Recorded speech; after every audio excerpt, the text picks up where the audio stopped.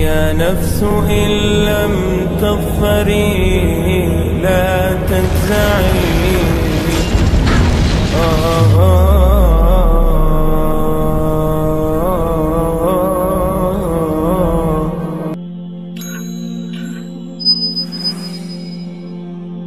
اللہ فرماتے ہیں ام حسب الذین فی قلوبہم مرض ان لن یخرج اللہ اضغانہم، کہ لوگوں نے یہ گمان کر لیا ہے کہ جن کے دل میں مرض ہے کہ اللہ تعالیٰ کبھی بھی ان کا کینہ اور بغض ظاہر نہیں کریں گے، ان کا تعصب۔ یہ لفظ اضغان ہے، یہ ضغن سے نکلتا ہے، اور ضغن بھی اس کو کہتے ہیں، جو کہ مفسرون کہتے ہیں جس کا معنی الحقد کا ہوتا ہے، والبغضاء والعداوہ کا ہوتا ہے، یعنی ناراضگی، کینہ، حسد، دشمنی کسی کی طرف۔ اور اللہ تعالیٰ فرماتے ہیں کہ وہ لوگ جن کے اندر اس طرح کی چیزیں ہوتی ہیں وہ کوشش کرتے ہیں کہ وہ چھپی رہیں۔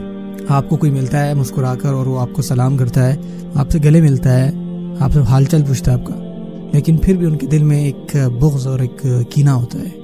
آپ کی کوئی پرانی بات ان کے دل میں ہوتی ہے ابھی تک، اور وہ آپ کو بتاتے نہیں ہیں، اور آپ کو کبھی پتہ نہیں چلے گا، آپ کو بھی احساس بھی نہیں ہوگا اس بات کا کہ ان کے دل میں کیا چل رہا ہے۔ اور ہوتا کیا ہے کہ جب وہ کسی اور کے ساتھ ہوتے ہیں تو وہ آپ کا ذکر کرتے ہیں، لیکن جیسے ہی وہ آپ سے ملتے ہیں سب کچھ ٹھیک ہوتا ہے۔ اور اللہ تعالیٰ ان کا یہاں ذکر کر رہے ہیں، اور اللہ تعالیٰ یہاں پہ ساتھ میں یہ بھی بات کر رہے ہیں کہ یہ دلوں کے مرض میں سے ایک روحانی مرض ہے۔ آپ سمجھتے ہیں کہ دل کا مرض یہ ہوتا ہے کہ جب کوئی اللہ تعالیٰ کا ذکر نہ کرے، یا غفلت برتے، یا وہ لالچی ہو جائے، یا دنیا پرست ہو جائے، یا اس کے اندر روحانیت نہ رہے۔ جبکہ آپ اس آیت میں دیکھتے ہیں کہ وہ لوگ جن کے دلوں میں مرض ہے، اس میں یہ بات بھی شامل ہے کہ وہ لوگ جن کے دلوں میں کینہ ہو، کھوٹ ہو، یہ بھی ایک روحانی مرض ہے۔ اور پھر نہ صرف یہ کہ وہ ایک مرض ہے، بلکہ وہ یہ بھی سوچتے ہیں کہ اس کو چھپا کے رکھیں گے، لن یخرج اللہ اضغانہم، کہ اللہ تعالیٰ جو ان کا یہ کینہ اور کھوٹ ہے وہ کبھی ظاہر نہیں کریں گے۔ اس سے فرق نہیں پڑتا کہ وہ اس کو کتنا چھپاتے ہیں اور کتنا ظاہر نہیں کرتے، کسی ایجنڈا کی باعث یا کسی ایڈوانٹیج کے باعث وہ یہ نہیں بتائیں گے، ظاہر نہیں کریں گے کہ ایسا بھی ہے کچھ، لیکن پھر بھی اللہ تعالیٰ جو ہے اس کو ظاہر کر کے چھوڑیں گے۔ اللہ تعالیٰ خود ایسی سچویشنز اور مواقع پیدا کر دیں گے جہاں پہ ان کا گرج، ان کی ناراضگی، ان کا کینہ، ان کا کھوٹ ظاہر ہوگا، اور آپ کو پتہ لگ جائے گا کہ اصل میں حقیقت کیا ہے۔ اللہ تعالیٰ ایسی سچویشن ظاہر کریں گے۔ اور یہ صرف لوگوں کے بارے میں نہیں، مثال کے طور پہ اگر آپ یہ ویڈیو دیکھ رہے ہیں تو آپ یہ سوچ رہے ہیں کہ یار اس کو یہ سوچنا چاہیے، اگر اللہ تعالیٰ نے ابھی تک ایسا نہیں کیا، اس کا مطلب یہ نہیں کہ آپ گمان کرنا شروع کر دیں، بلکہ یہ آپ کے اور ہمارے خود کے بارے میں ایسی چیز جو میں نے خود زندگی میں سیکھی، جو کہ واقعی میں اس آیت سے انسپائر ہو کے میں نے سوچی۔ ایک ایسی پالیسی، مثال کے طور پہ آپ کے بعض اوقات دوست ہوتے ہیں کہ بعض اوقات تو کچھ ایسی باتیں کہتے ہیں جو آپ کو تکلیف دیتی ہیں، ایک وقت گزر جاتا ہے لیکن وہ چیز پھر بھی آپ کے دل میں ہوتی ہے، وہ جو بات انہوں نے کہی تھی، اور واقعی میں یہ آپ کے ریلیشن شپ میں ایک کریک پیدا کرتا ہے۔ اور میری ایک پالیسی ہے، اور میں چاہتا ہوں کہ میں آپ لوگوں کو ریکمینڈ کروں اس بارے میں کہ آپ کوئی بھی ایسی چیز دل میں نہ رکھیں، بلکہ آپ محبت والے انداز میں ایک ٹرانسپیرنسی قائم کریں۔ اگر کسی نے کچھ ایسا کہا ہے جس سے آپ کو تکلیف پہنچی ہے تو اس چیز کو مرض نہ بننے دیں اپنے آپ میں، ان کو بتائیں کہ دیکھیں آپ نے فلانی بات کہی تھی، مجھے اسے بڑی تکلیف ہوئی تھی، میں اس کو ظاہر نہیں کرنا چاہ رہا تھا، لیکن پھر بھی مجھے نہیں لگتا کہ مجھے ایسا کرنا چاہیے، میں واقعی چاہتا تھا کہ آپ کو یہ بات بتاؤ۔ اور ایکچولی میں نے خود کیا، کچھ دوست تھے، کچھ جاننے والے تھے کہ انہوں نے کچھ ایسا کیا تھا، ایسی کوئی بات کہی تھی جس سے میری کچھ تکلیف پہنچی تھی، تو ایونچولی انہوں نے اس کا ذکر کیا کہ یار آپ پہلے کی طرح کبھی کال ہی نہیں کرتے، پہلے بھی تو بڑی بادشاہت ہوتی تھی۔ تو اس سے پہلے کہ مجھے کہتا کہ ہاں یار میں تھوڑا سا بیزی ہوتا ہوں یہ اور وہ، میں نے کہا ہاں آپ ٹھیک کہہ رہے ہو، میں آپ کو نہیں کال کرتا، کیونکہ وہ جو ایک چیز آپ نے مجھے کہی تھی تو اس سے مجھے بڑی تکلیف ہوئی تھی، تو آپ بات کرنا چاہیں گے اس بارے میں؟ میں نے کہا ہاں چلو کرتے ہیں اس بات میں۔ تو ہماری 30-40 منٹ بات ہوئی اس بارے میں، اور چیزیں جو ہے وہ بہتر ہوتی گئیں، اور جو ہمارا ریلیشن شپ تھا وہ پہلے سے کافی بہتر ہو گیا، صرف اس وجہ سے کہ آپ نے اپنی بات ظاہر کی۔ یہ صبر نہیں ہے، یہ آپ کا تقویٰ نہیں ہے کہ آپ دل میں باتیں رکھیں، آپ اس سے بس یہی کر رہے ہیں کہ اپنے دل میں جو ہے وہ کینہ اور بغض پیدا کر رہے ہیں۔ ہم فرشتے نہیں ہیں، ہم یہ چیزیں بھول نہیں سکتے، لیکن ہم حل کر سکتے ہیں۔ اچھی بات ہے کہ جب لوگ یہ مسئلے حل کرتے ہیں، اور ہمیں ہیلدی ویز ڈھونڈنے چاہیے ان کو حل کرنے کی۔ میری دعا ہے کہ اللہ تعالیٰ ہمیں ہمت دے کہ ہم ان مسئلوں کو جو ہے وہ زیادہ آسانی سے حل کر سکیں، اور اللہ تعالیٰ ہم ان لوگوں سے دور رکھیں جن کے دلوں میں اس طرح کے بغض اور کینے ہیں۔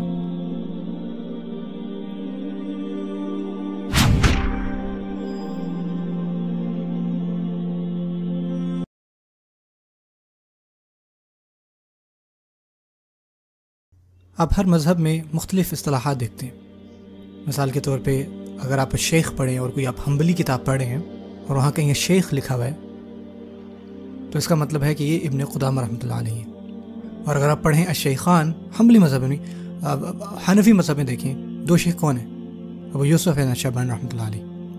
لیکن اگر اب شیخان کہیں 2 شیخ حنبلی مذہب میں تو آپ کہتے ہیں ابن قدامہ اور مجد الدین ابن تیمیہ، ان کے جو گرینڈ فادر تھے. اور اگر آپ کوئی کتاب پڑھیں جس کے اوپر لکھا ہو السلف، جو سلف الصالحین تھے ہمارے، تو اس طرح ہر فقہ کی کتاب میں مختلف اصطلاحات ملیں گے آپ کو. ٹھیک ہے نا، آپ کو دیکھنا پڑے گا اس رائٹر کا مذہب کیا تھا. یعنی اگر آپ القاضی پڑھیں، القاضی حنفی مذہب میں، تو اس کا مطلب ہوگا ابو یوسف رحمۃ اللہ علیہ، اور حنبلی میں یہ ابو یعلا ہوں گے رحمۃ اللہ علیہ.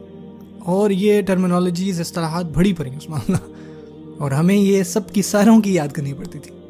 مثال کے طور پہ اگر ہم اصول پڑھیں حنبلی پرسپیکٹو سے، یہ سب کچھ یاد کرنا پڑتا تھا. جب میں شروع میں کتاب پڑھنا شروع کی کوئی بھی، مثال کے طور پر کتاب تھی المقدمہ، ان کے رائٹر تھے بکر ابن ابی زید رحمۃ اللہ علیہ، المدخل الی مذہب امام احمد. اور وہ جو ہے اس کے اندر المنقح جیسے الفاظ استعمال کر رہے ہیں، اور میں سوچ رہی ہوں المنقح کون ہے، یہ شارح کون ہے، یہاں تشریح کون کر رہا ہے، کون ہے ایکسپلین کرنے والا. تو آپ کو یہ کتاب دیکھنی پڑتی ہے اور سارا دیکھنا پڑتی ہے شارح کون ہے. اور پھر آپ کو لگتا ہے کہ اچھا یہ امام المروی تھے رحمۃ اللہ علیہ. اور یا آپ دیکھتے ہو الفتاوی یا رؤیا فی الفتاوی، یہ الفتاوی میں لکھی ہوئی ہے، تو آپ سوچتے ہو کہ کون سی فتاوی میں لکھی ہوئی ہے. آپ مسائل احمد جو صالح کی کتاب ہے فرام عبداللہ، وہاں سے اس کی بات کر رہے ہیں، یا پھر جو فتاوی ابن تیمیہ رحمۃ اللہ علیہ نے لکھی ان کی بات کر رہے ہیں. تو اس میں سے الفتاوی میں کون کیا معنی ہے آپ کا؟ تو یہ ساری چیزیں تو آپ کو پتہ ہونا چاہیے کہ آپ کس کو پڑھ رہے ہو، آپ کیا پڑھ رہے ہو، تاکہ آپ کو سمجھ میں آئے.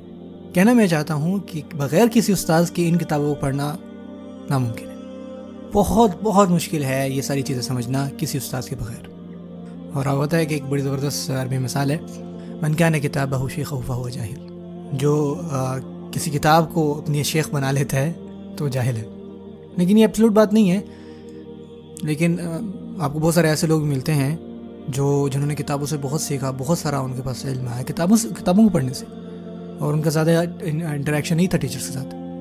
اور امام الذہبی رحمۃ اللہ علیہ کسی بھی اسٹیٹمنٹ کو کوٹ کرنے کے بعد، فار ایگزامپل ان کا کوٹ تھا تھامس ڈیفیزیشن تھا اس کا، تو اکثر ان لوگوں کی مثالیں دیتے تھے جن لوگوں نے دنیا تباہ کر دی لیکن ٹیچر نہیں تھا ان کا.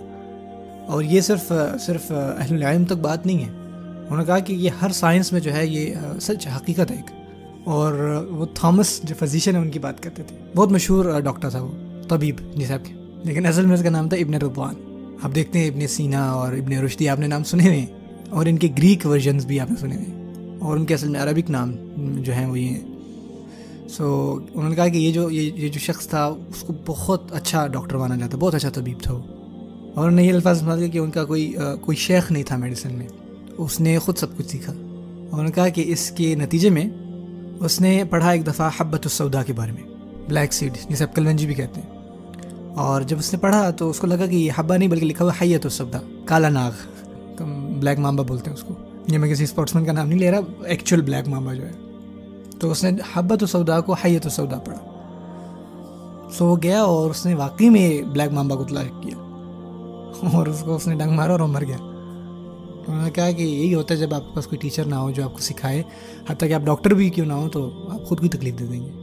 سوچیں آپ نے میڈیسن پڑھنا ہو کسی پروفیسر کے بغیر تو یہ ہوگا.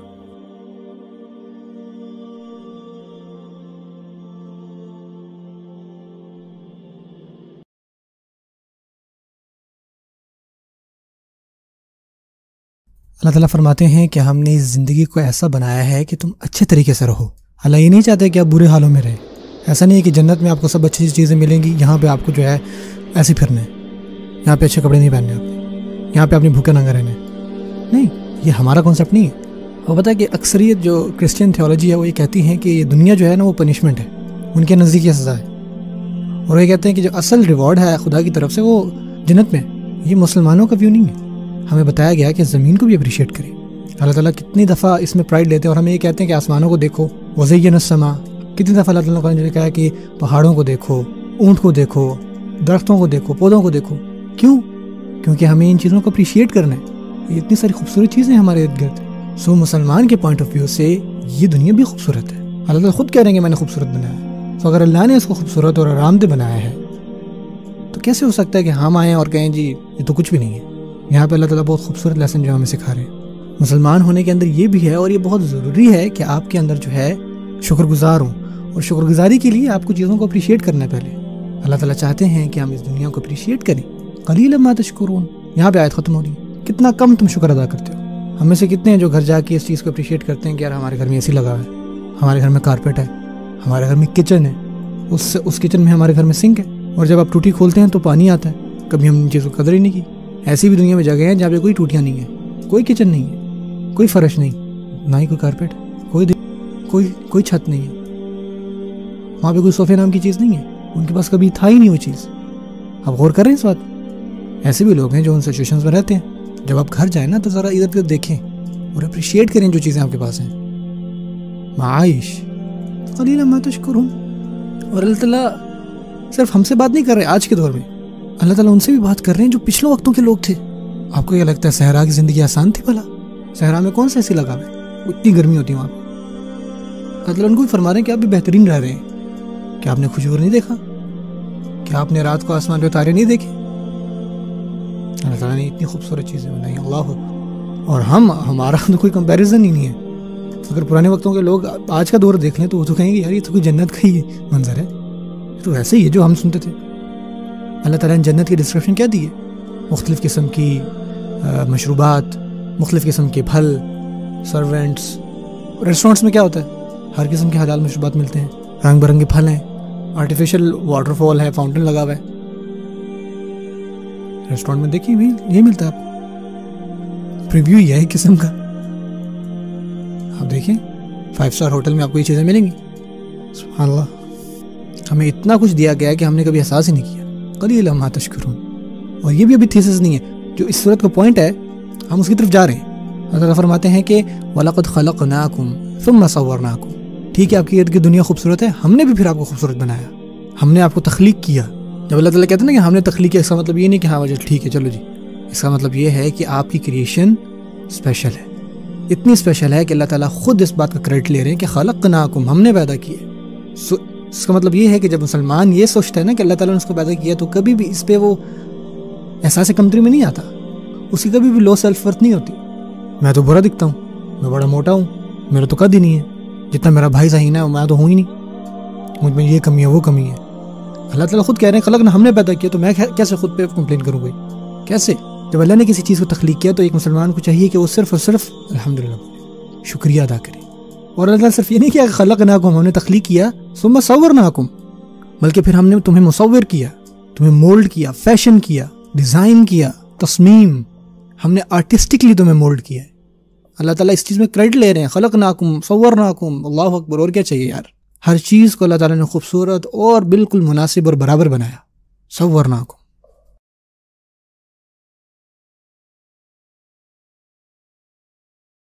موت اور قبر کو یاد کرنا, اور اس دن کو یاد رکھنا کہ جس دن آپ اللہ تعالیٰ کے سامنے کھڑے ہوں گے. اگر آپ کے ایمان میں کمی آ رہی ہے نا, تو یہ اس کا علاج ہے. یقین کریں میں نے ریسنٹلی قبر کے بارے میں لیکچر دینا شروع کیے, اور جتنے زیادہ میں اس کے اوپر لیکچر دیتے جا رہا ہوں اتنی زیادہ میرے دل میں دنیا کی قیمت کم ہوتی جا رہی ہے, اور جتنا بھی میرے پاس ہے اس میں مطمئن ہو جاتا ہوں. کیونکہ جب آپ کو یہ احساس ہو جائے نا کہ آپ نے ایک دن مرنا ہے, اور یہ جتنا سب کچھ ہے یہ آپ اپنے ساتھ نہیں لے کے جائیں گے, صرف ایک چیز, صرف ایک کرنسی آخرت کی جو ہے وہ صرف اعمال ہے. اور جب آپ اس قبر میں پہنچیں گے تو ایسے ہی سمجھے کہ وہاں پہ ایک سائن ایسا ہوگا کہ آپ اس پوائنٹ سے آگے کوئی چیز نہیں لے کے جا سکتے, سوائے آپ کے نیک اعمالوں کے نیک ہوں یا برے اعمال ہوں. صرف یہی ایک چیز جو ہے نا آپ اس پوائنٹ سے آگے لے کے جا سکیں گے. سو آپ جتنی بھی دنیا بھی اکٹھی کر رہے ہیں یہ آپ کے وہاں کام نہیں آئے گی. ہمیں موت کو یاد رکھنا ہے. رسول اللہ صلی اللہ علیہ وسلم فرمایا کرتے تھے کہ لذتوں کو ختم کرنے والی چیز کو کثرت سے یاد کرو, اور وہ کیا ہے بھلا؟ موت. موت ایسی چیز ہے جو تمام لذتوں کو ختم کرے گی, اور مرنے کے بعد آپ کو صرف ایک ہی احساس ہوگا, صرف ایک ہی. آپ ایک آخری نظر اس دنیا پہ گھمائیں گے, اور صرف اسی وقت ہمیں احساس ہوگا کہ یہ دنیا جو ہے وہ کتنی ہلکی چیز ہے. جب ہم اس کو چھوڑ کے جائیں گے, جب ہم اس کو آخری نظر دیکھیں گے کہ یہ دنیا کچھ بھی نہیں ہے, کچھ بھی نہیں, ہمیں اس دن احساس ہوگا یہ کتنی ادنا ہے. اور اصل لوگ تو وہی ہیں جن کو یہ مرنے سے پہلے احساس ہو جائے. آپ صلی اللہ علیہ وسلم نے اس دنیا کے بارے میں فرمایا, ایک دفعہ وہ اپنے صحابہ کے ساتھ جا رہے تھے تو وہاں پہ کوئی جانور مرا پڑا تھا, اور اس کی لاش جو ہے وہ بوسیدہ ہو رہی تھی اور گدھوں سے کھا رہی تھی. تو اس کا کچھ ٹکڑا آپ صلی اللہ علیہ وسلم نے اٹھایا اور انہوں نے پوچھا کہ تم میں سے کون جو ہے مجھ سے دینار میں خریدے گا؟ تو انہوں نے کہا کہ یا رسول اللہ, یہ تو ایسی چیز ہے اگر آپ فری میں بھی دیں گے تو تب بھی ہم نہیں لیں گے. ایک ایسی چیز جو مردار ہے وہ یہ کہہ رہے ہیں کہ ہم مفت میں بھی نہیں لیں گے. تو انہوں نے کہا کہ جان لو کہ یہ دنیا اور اس کے اندر جو بھی چیزیں ہیں, جتنا بھی سونا, دولت, سٹیٹس, پیسہ, شہرت, سب کا سب یہ اللہ تعالیٰ کے نزدیک اس سے بھی زیادہ کمتر ہے جتنا تمہارے نزدیک یہ مردہ جانور ہے. اس کی کوئی وقت نہیں اللہ تعالیٰ کے سامنے. قیامت کے دن اللہ تعالیٰ جو ہے اس سارے کو جو ہے اپنی مٹھی میں جکڑ لیں گے. پوری زمین اور آسمان کے ساتھ اللہ تعالیٰ ایسا کریں گے اور پوچھیں گے آج دنیا کے بادشاہ کدھر ہیں؟ وہ لوگ جو ایک دوسرے سے لڑتے تھے، ایک دوسرے کو مارتے تھے اور ناانصافی پہ ناانصافی کرتے تھے. اس کم تر دنیا میں تم لوگ آج کہاں ہو؟ اور یہ اللہ کے نزدیک کچھ بھی نہیں ہوگا. اور یقین کریں ہمیں بھی تب تک احساس نہیں ہوگا جب تک ہم سے یہ چھن نہ جائے، جب تک یہ ہمارے ہاتھ سے چلے نہ جائے. اور میں آپ کو ایک بات بتاؤں، ایک چیز ہی جو میں آپ کو گارنٹی دیتا ہوں، ہمارے بزرگ کہا کرتے تھے کہ اللہ کی قسم ہر بنی آدم جو ہے نا اس کا افسوس کرے گا، ہر اس لمحے کا جس لمحے اس نے اللہ کو یاد نہیں کیا. ہر وہ لمحہ جو آپ نے ضائع کر دیا جس میں اللہ کو یاد نہیں کیا، اس کا آپ کو آگے جا کے پچھتاوا ہوگا. ہمیں یاد رکھنا چاہیے کہ ہمیں دنیا کو چھوڑنا ہے. آپ قرآن مجید میں دیکھیں، آپ کو قرآن مجید میں کیا ملتا ہے کہ جب موت کے فرشتے ان کے پاس آئے تو انہوں نے کیا کہا؟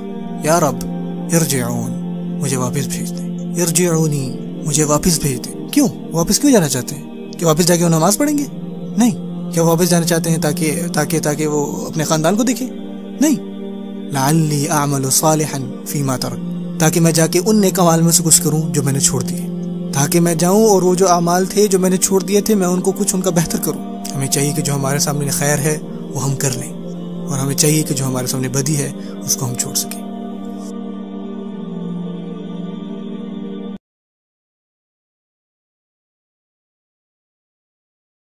آپ کو پتہ ہے عقل کا مطلب کیا ہوتا ہے؟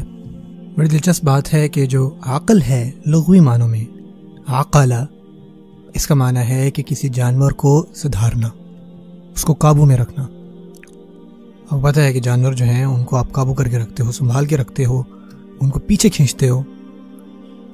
یہ ہے بیسیکلی عقلا. اب آپ سوچیں گے کہ ایک انسانی عقل کا اس سے کیا تعلق ہے؟ آپ کو پتہ ہے جو عقل کا پرپز ہے وہ ہے کہ خطرے کے ٹائم پہ آپ اپنا ہوش و حواس سنبھالے رکھو، اپنے آپ کو بچائے رکھنا کسی بھی فضول حرکت کرنے سے، کہ ہم اس وقت ایک انٹیلیجنٹ فیصلہ لیں. عقل جو ہے ہمیں بچاتی ہے اس سے پہلے کہ ہم خود کو نقصان پہنچائیں. اور اسی وجہ سے سن کے آپ کو سرپرائز نہیں ہونا چاہیے کہ اسلام میں عقل کا مطلب یہ بھی ہے کہ آپ اللہ سبحانہ وتعالیٰ کی بہت اچھی عبادت کرنے والے ہیں. اگر آپ ایک عابد ہو تو اس کا مطلب ہے آپ عاقل ہیں، آپ سمارٹ ہیں. اور اگر آپ اللہ تعالیٰ کو ریجیکٹ کریں، اگر آپ گناہ پہ گناہ کریں، اگر آپ ایک انٹیلیجنٹ مینر میں کوئی ایکٹ نہ کریں تو آپ بیوقوفوں کی طرح برتاؤ کر رہے ہیں.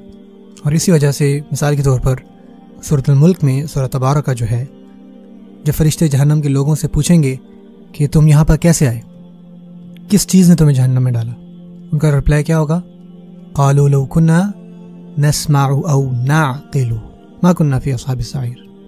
وہ کہیں گے کہ کاش کہ ہم نے سنا ہوتا اور اس پہ کچھ سوچا ہوتا، کچھ عقل کی ہوتی، نعقل، تو ہم جہنم واسیوں میں سے نہ ہوتے. اگر وہ انٹیلیجنٹ ہوتے تو وہ اسلام کو ایکسیپٹ کر لیتے اور اللہ کی عبادت کرتے. ہے کہ نہیں خوبصورت بات؟ لو كنا نسمع او نعقل ما كنا في اصحاب السعير. اسی طرح اللہ تعالیٰ قرآن مجید میں فرماتے ہیں، وہ یہ فرماتے ہیں کہ وَلَكِنَّ الْمُنَافِقِينَ لَا يَفْقَهُونَ، کہ جو منافقین ہیں وہ نہیں سمجھتے، ان کے پلے ہی نہیں پڑتی، ان کے پاس عقل ہے ہی نہیں، وہ جاہلوں کی طرح برتاؤ کر رہے ہیں.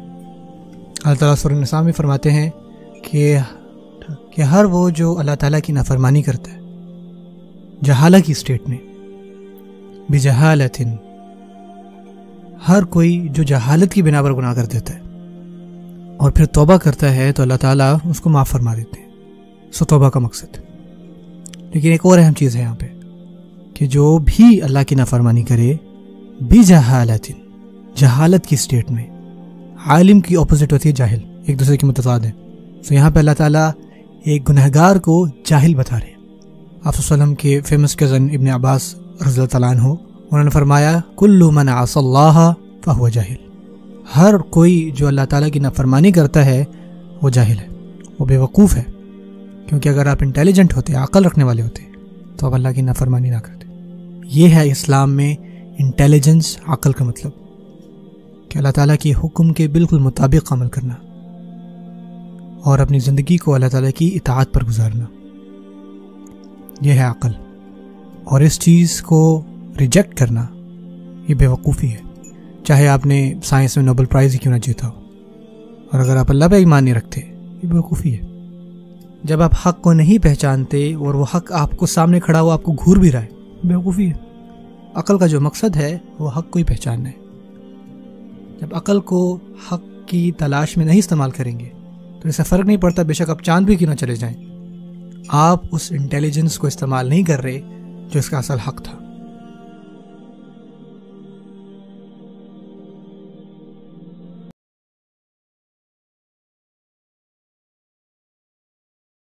یہاں تک کہ میں چاہتا ہوں کہ میں آپ کے ساتھ کچھ اللہ کے نام کے بارے میں شیئر کروں۔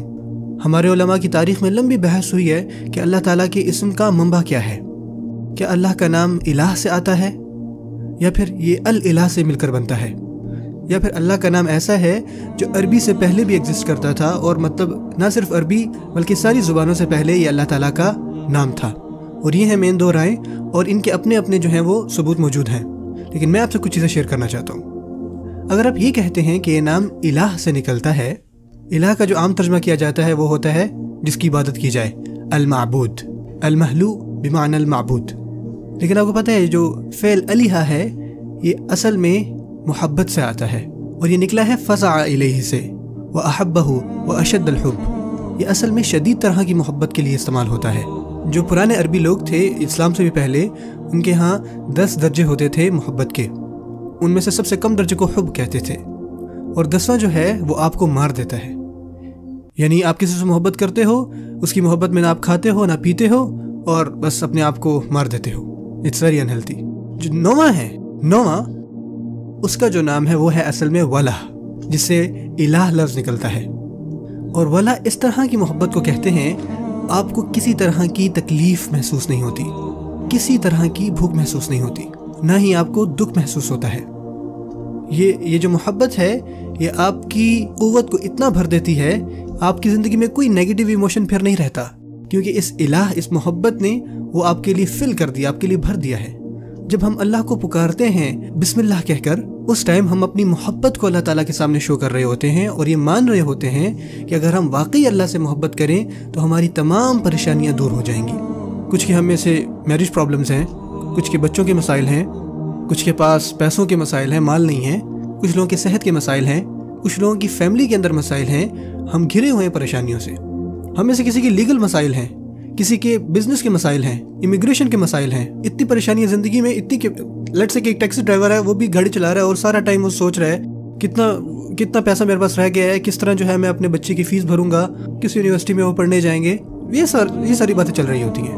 جب آپ اللہ کو پکارتے ہیں، بسم اللہ کہتے ہیں، تو یہ جان لیں کہ اللہ تعالیٰ آپ کی پریشانیوں کو دور کر دیں گے، اور اللہ تعالیٰ اس کو تبدیل کر دیں گے اللہ تعالیٰ کے اوپر توکل کے ساتھ، اللہ تعالیٰ کے اوپر بھروسے کے ساتھ، اور ہر چیز کا حل نکل آئے گا۔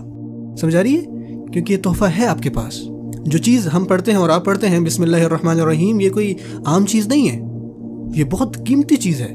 آپ لوگوں کو پتہ ہے بیسیکلی یہ ہر سورت کی شروع میں استعمال ہوتا ہے، لیکن ایک دفعہ جب یہ درمیان میں استعمال ہوا تو یہ سلیمان علیہ السلام کی کہانی میں استعمال ہوا، انہ من سلیمان و انہ بسم اللہ الرحمن الرحیم۔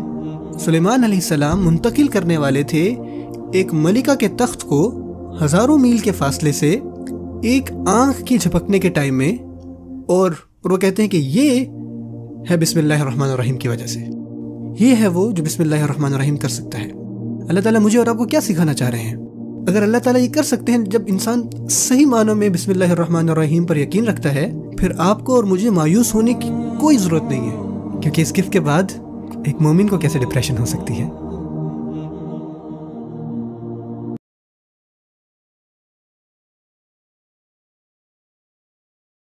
آپ دیکھیں اللہ تعالیٰ کا رسپانس کیا ہے، وہ ایسی کیا چیز ہے جو میں کروں۔ اللہ تعالیٰ کیا چاہتے ہیں ہر اس نوجوان سے اس مجموعے میں کہ وہ کیا کرے؟ وہ کہتے ہیں کہ وَمَا تُقَدِّمُوا لِأَنفُسِكُمْ مِنْ خَيْرٍ، تم جو بھی انویسٹ کرو، ٹھیک ہے، اور میں جان بوجھ کر انویسٹ کا معنی کر رہا ہوں یہاں پر۔ تقدیم جو ہے نا عربی میں آپ کو پتہ ہے استعمال ہوتی ہے، اگر آپ پرانی اردو کریں تو اس کا معنی بنے گا جو بھی آپ اپنے لیے آگے بھیجیں۔ اپنے لیے آگے بھیجنے کا بیسکلی مطلب یہ ہوتا ہے انویسٹنگ۔ جب آپ اپنا پیسہ انویسٹ کرتے ہو بزنس میں تو آپ کو پیسہ فوراً سے مل نہیں جاتا واپس، مطلب یہ کہ اس کو آپ نے آگے بھیج دیا اور کچھ سالوں بعد وہ آپ کے پاس واپس آ جائے گا انشاءاللہ۔ اللہ تعالیٰ ہمیں یہ کہہ رہے ہیں کہ اپنے اوپر انویسٹ کرو، نہ صرف کہ آخرت کے لحاظ سے جو کہ واضح ہے، بلکہ دنیا کے لحاظ سے بھی کچھ ایسی چیزیں ہیں جو آپ کو چاہیے کہ ان پہ آپ امپروو کریں، اور اس کا جو حاصل ہے نا وہ آپ زندگی میں آگے جا کے دیکھیں گے۔ جیسا اکثر پوچھتے ہیں کہ یار بتائیں میں قرآن مجید کہاں سے شروع کروں، اخی مجھے قرآن مجید سیکھنا ہے, میں تفسیر سیکھنا چاہتا ہوں, آپ کیوں نہیں یہ قرآن مجید کو یاد کرنا شروع کرتے ہو؟ نہیں, مجھے یہ بتائیں کہ میں سب کچھ عربی کے بارے میں کیسے سیکھوں. بھائی آپ یاد کرنے سے شروع کیوں نہیں کرتے, حفظ کرنے سے شروع کیوں نہیں کرتے؟ نہیں, مجھے کچھ اور دیں, مجھے نا کچھ ایسا چاہیے کہ جو حیران کر دے. آپ کو خود میں انویسٹ کرنا ہے, آپ کو خود کے لیے کچھ وقت نکالنا ہے. اور جب آپ ایسا کرتے ہیں, اللہ تعالیٰ کہتے ہیں لِأَنفُسِكُم مِّن خَيْرٍ, اور یہ جو من آپ دیکھ رہے ہیں نا, اس کو عربی میں کہتے ہیں تنوع. اس کا مطلب یہ ہے کسی بھی قسم کی خیر. آپ ہرگز اس کو کمتر نہ سمجھیں, اس خیر کو جو لوگ ایک کمیونٹی میں کرتے ہیں, ایک معاشرے میں کرتے ہیں. یہ جو من ہے سبحان اللہ, یہ اللہ تعالیٰ کی طرف سے بہت بڑی رحمت ہے, کیونکہ جو خیر آپ کرنے کے قابل ہیں اس کے قابل ہو سکتا میں نہ ہوں, اور جس کے قابل میں ہوں اس کے قابل آپ نہ ہوں. جو موقع اللہ تعالیٰ نے آپ کو دیے ہیں وہ ہو سکتے مجھے نہیں دیے, اور جو موقع اللہ تعالیٰ نے مجھے دیے ہو سکتا ہے وہ آپ کو نہیں دیے. اللہ تعالیٰ نے ہر کسی کو اس کی مناسبت سے موقع دیے ہیں, ہر کسی کے اپنے مسائل ہیں, اور ہمیں چاہیے کہ ہم اس پہ زیادہ سے زیادہ کام کریں جس طرح کی زندگی اللہ تعالیٰ نے ہمیں دی ہے, اور ہمیں چاہیے کہ اس میں کچھ نہ کچھ جو ہے وہ خیر کا کام ہم کریں. اور اگر آپ خود پر فوکس کر سکیں کچھ خیر کے کام کرنے میں, وہ آپ کو اللہ تعالیٰ کے پاس لے جائے گی چیز. تجدوہ عند اللہ, آپ کو اللہ تعالیٰ کے پاس ملے. ان اللہ بما تعملون بصیر. سبحان اللہ, کیا خوبصورت اللہ تعالیٰ نے الفاظ استعمال کیے. کوئی شک نہیں ہے اللہ تعالیٰ کی پوری نظر ہے, خاص کر اس پر جو تم کر رہے ہو. یہ جو بما تعملون ہے نا, یہ مقدم ہے, ٹھیک ہے, یہ اختصاص کے لیے ہے, خاص کے لیے ہے. خاص کر کے وہ چیزیں جو تم لوگ کرتے ہو, اللہ تعالیٰ اس کو بہت دھیان سے دیکھ رہے ہیں. اللہ تعالیٰ ہر چیز پر بصیر ہے, خاص کر ان چیزوں پر جن پر اے مسلمانوں تم لوگ لگے ہوئے ہو. جو کفار کیا کر رہے ہیں اور اہل الکتاب کیا کر رہے ہیں بھائی جان, ان کے کیا کیا پروپیگنڈے ہیں, ان کے کیا کیا ہم پر حملے ہیں, آپ سب انہی میں پڑے ہوئے ہو, اور تمہیں بالکل خیال نہیں ہے ان چیزوں پر جن میں تم لوگ ہو. اور اللہ تعالیٰ کہتے ہیں کہ مجھے ان لوگوں کی پرواہ نہیں ہے کہ وہ لوگ کیا کر رہے ہیں, میں کنسرنڈ ہوں ان چیزوں سے جو تم لوگ کر رہے ہیں. ان اللہ بما تعملون بصیر. کوئی شک نہیں کہ اللہ تعالیٰ جو تم سب کر رہے ہو اس کو دیکھ رہا ہے.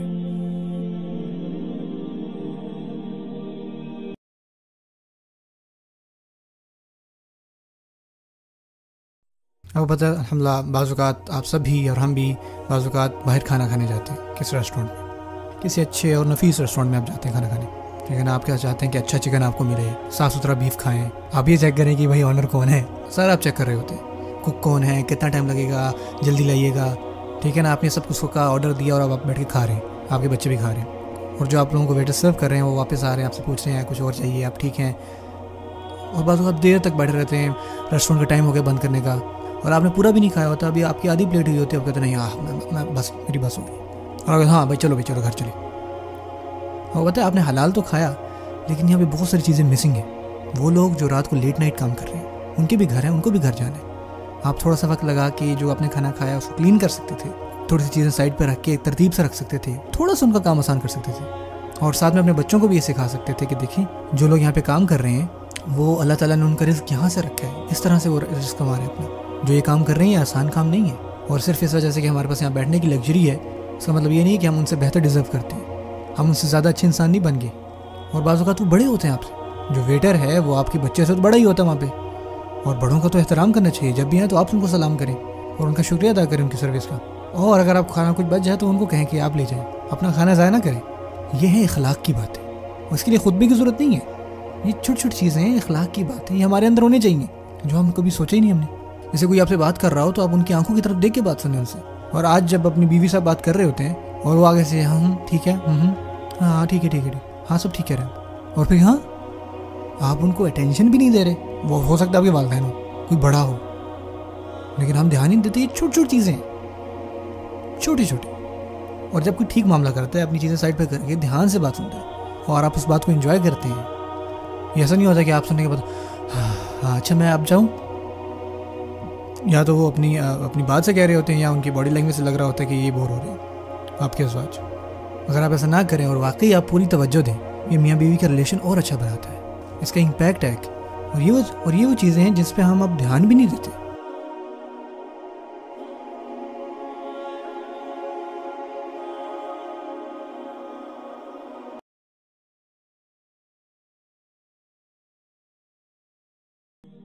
وہ آپ کو ابھارتا ہے کہ آپ وہ کام کریں, اور جب وہ کر لیتے ہیں تو آگے سے کہتے ہیں نہیں حرام تو نہیں ہے یہ, یار یہ بالکل حرام نہیں ہے. اور پھر آپ سوچتے ہیں کہ کم از کم یار میں یہ تو نہیں کر رہا, اور پھر آپ فل ان دا بلینکس خود کرتے ہو, کیونکہ جب بھی آپ کسی کو پکڑتے ہو تو آگے سے یہ کہتے ہیں میں وہ تو نہیں کر رہا تھا. اور شیطان آپ کو صرف یہ چاہتا ہے کہ آپ پہلے مائل سٹون پہ آئیں, کیونکہ جب آپ وہاں پہنچیں گے وہ آپ پہ کام کرے گا 1-2 مہینے، پھر آپ کو دوسرے پوائنٹ پہ لے کے آئے گا، اور پھر وہاں سے تیسرے مائل سٹون پر، اور پھر چوتھے مائل سٹون پر، اور آخر میں آپ وہی کر رہے ہوں گے جو آپ شروع میں کہہ رہے تھے کہ کم از کم میں وہ تو نہیں کر رہا، آپ وہی کر رہے ہوں گے۔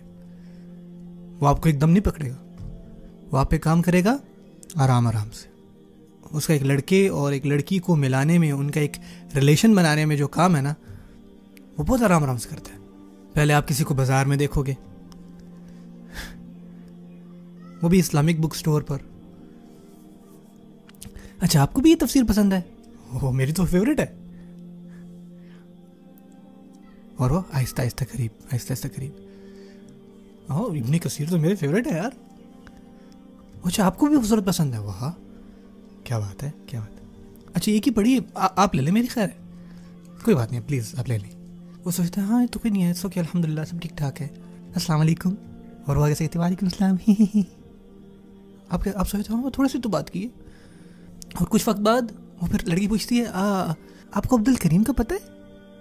ہاں وہ تو میرا یار ہے، میں تو جانتا ہوں عبد الکریم کو۔ ہاں ٹھیک ہے، میں بھی اس کو جانتی ہوں۔ اور کوئی آگے ان کو کہے کہ دیکھیں آپ ایسے نہیں عبد الکریم کے بارے میں نہیں پوچھ سکتے آگے سے۔ اچھا یہ حرام ہے، میں یہ بھی نہیں پوچھ سکتی عبد الکریم کون ہے؟ کیا کسی بھائی سے بات کرنا بھی حرام ہے؟ نہیں، میں آپ کو یہ نہیں کہہ سکتی یہ حرام ہے، لیکن آپ کو پتہ ہے کہ شیطان اپنا کام کر رہا ہے تھوڑا تھوڑا کر کے۔ اچھا آپ فیس بک پہ ہیں؟ ہاں ہاں کیوں نہیں، اور میں نے تو آپ کی آئی ڈی بھی دیکھ لی ہے۔ آرام آرام سے تھوڑا تھوڑا کر کے، اور پھر آپ کہتے ہیں ہم صرف ٹیکسٹ کر رہے ہیں ایک دوسرے کو، ہم ملتے نہیں ہیں، جس واٹس ایپ پہ بات ہوتی ہے بس یہی، یہ صرف تصویر ہے، ویڈیو وغیرہ نہیں، صرف تصویر ہے یار۔ ایک جسٹیفیکیشن، دوسری جسٹیفیکیشن، ہاں یہ صرف ڈنر ہے، ہم سارے ساتھ تھے وہاں پہ۔ شیطان کہتا ہے ہاں ٹھیک ہے ٹھیک ہے سر چلنے دو۔ یہ ہیں شیطان کے چرپے، ایک چیز سے دوسری، دوسری سے تیسری، تیسری سے چوتھی۔ پھر مجھے کال آتی ہے استاد نعمان آپ کے وقت ہے، میں نے ایک بات کرنی تھی آپ سے۔ میں کہتا ہوں ہاں بتاؤ اس کا نام کیا تھا؟ یعنی آپ کو پتا ہے کہ شیطان نے جو ہے وہ دلاہم بغرور، اور میں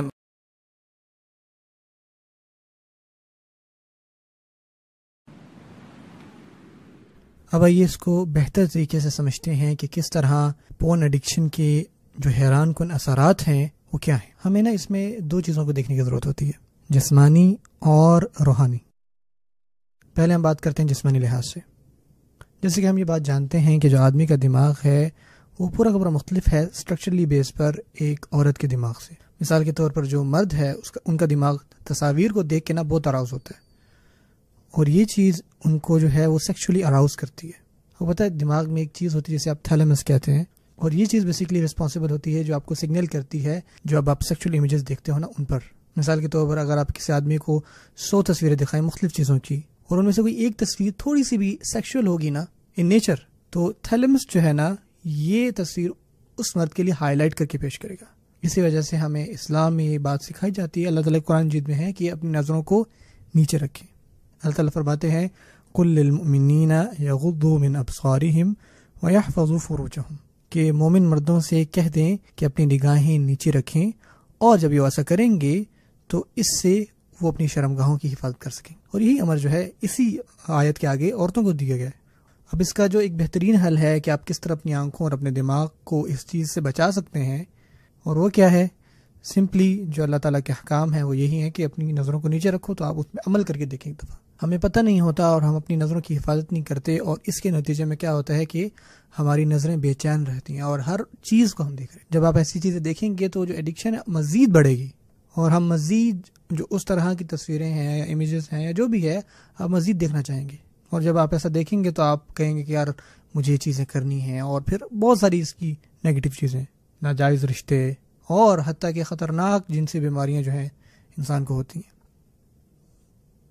اب مسئلہ یہ ہے کہ ان سب چیزوں یہ اتنی بڑھ گئی ہیں کہ آپ صرف یہاں تک نہیں رہتے کہ آپ خود کو سیٹسفائی کر رہے ہو، یہ چیز بھی ختم ہو جانے والی ہے۔ آپ دیکھیں گے کہ اس کے بعد ایک انسان جو پڑا رہتا ہے اس چیزوں میں، وہ ڈپریشن، بے چینی، چڑچڑاپن، توجہ نہ کر پانا، سر درد، اس طرح کی بہت ساری چیزیں جو ہونا شروع ہو جاتی ہیں، کیونکہ جس طرح کی پورن آپ دیکھا کرتے تھے اب وہ آپ کو پلیجریبل نہیں لگے گی، اور پھر آپ وہ چیزیں دیکھنا چاہو گے جو آپ نے پہلے کبھی نہ دیکھی ہوں گی۔ آپ کو کہ یار اس میں کیا، آپ یہ دیکھتے ہیں، مزید ڈسکسٹنگ چیزیں جو ہوتی ہیں، تاکہ آپ کو کچھ نئی چیز دیکھنے کو ملے۔ آج اب آ جاتے ہیں روحانی طرف. بہت سارے لوگ جو ہیں اس کی وجہ سے نا خود غرض ہو جانا یا نارسسزم سے گزر رہے ہوتے ہیں. کیونکہ پورنوگرافی سے کیا ہوتا ہے, آپ آئسولیشن میں آ جاتے ہو, آپ سیلف پلیجر کی طرف آ جاتے ہو.